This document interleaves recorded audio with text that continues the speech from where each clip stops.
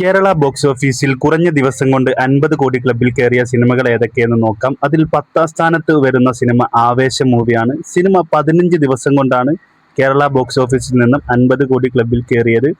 9ാം സ്ഥാനത്ത് ബാഹുബലി 2 ആണ്. സിനിമക്ക് നേടാൻ സാധിച്ചത് 15 ദിവസം കൊണ്ടാണ് 50 കോടി നേടിയത്. 8ാം സ്ഥാനത്ത് 2018 മൂവിയാണ്. സിനിമക്ക് 13 ദിവസം കൊണ്ടാണ് 50 കോടി ക്ലബിൽ കയറിയത്.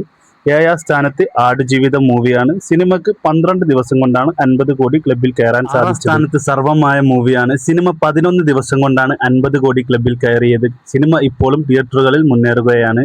5ാം സ്ഥാനത്തുള്ള സിനിമ KGF ചാപ്റ്റർ 2 ആണ്. വെറും 11 ദിവസം കൊണ്ടാണ് കേരളത്തിൽ നിന്നും 50 കോടി നേടാൻ സാധിച്ചത്.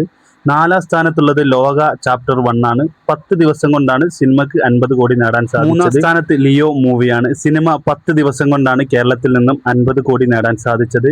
2ാം സ്ഥാനത്തുള്ളത് മോഹൻലാൽ സിനിമ തുടരും മൂവിയാണ്. സിനിമ 8 ദിവസം കൊണ്ടാണ് കേരളത്തിൽ നിന്നും 50 കോടി നേടാൻ സാധിച്ചത്.